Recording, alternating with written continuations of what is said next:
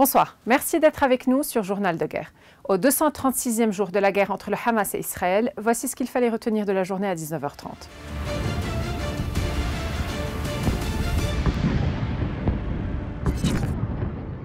L'escalade s'intensifie entre les protagonistes du conflit à la frontière libano-israélienne.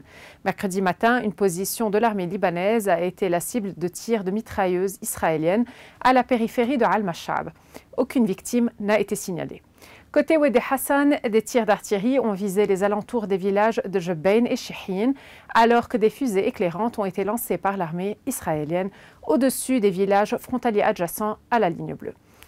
À la périphérie de Naoura, Jabal el-Labbouni, Al-Mashab, Tel Harfa et Dheira, des bombes incendiaires ont été lâchées sur les forêts au moment où des avions de reconnaissance ont survolé Tyr et la côte maritime.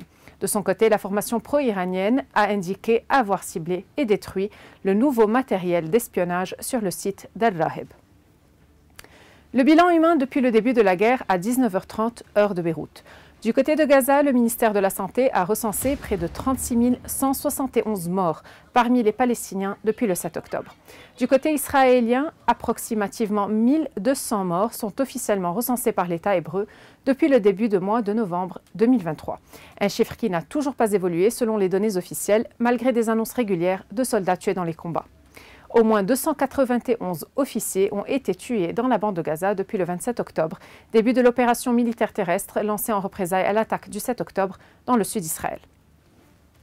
Le président turc Recep Tayyip Erdogan a jugé que l'esprit des Nations Unies est mort à Gaza, appelant également le monde islamique à réagir après les frappes israéliennes sur des camps de déplacés palestiniens de Rafah. Le président Xi Jinping a accueilli son homologue égyptien Abdel Fattah el-Sisi à Pékin, alors que la capitale chinoise accueille plusieurs dignitaires arabes à l'occasion d'un forum dont elle espère permettra d'approfondir les liens avec la région. Plusieurs dirigeants arabes se sont rendus donc à Pékin dans le but de présenter une voix commune sur le conflit entre Israël et le Hamas et d'améliorer la coopération. Le Premier ministre espagnol Pedro Sánchez a reçu à Madrid les ministres des Affaires étrangères du comité ministériel arabo-musulman sur Gaza au lendemain de la reconnaissance officielle de l'État de Palestine par son gouvernement.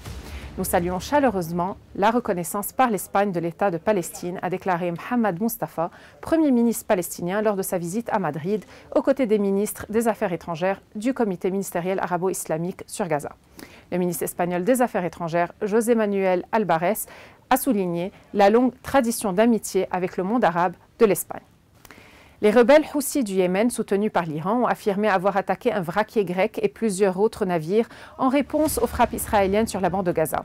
Le vraquier Laks, qui bat pavillon des îles Marshall et exploité par la Grèce, a déclaré avoir été touché par 3 missiles selon le CENTCOM et des entreprises spécialisées dans la sécurité maritime. Merci de nous avoir suivis sur Ici Beyrouth. On se retrouve demain pour un autre résumé de la situation. Vous pouvez suivre toute l'actualité concernant cette guerre sur notre site web www.icibeyrouth.com sous la rubrique Guerre Israël-Hamas ainsi que sur tous nos réseaux sociaux.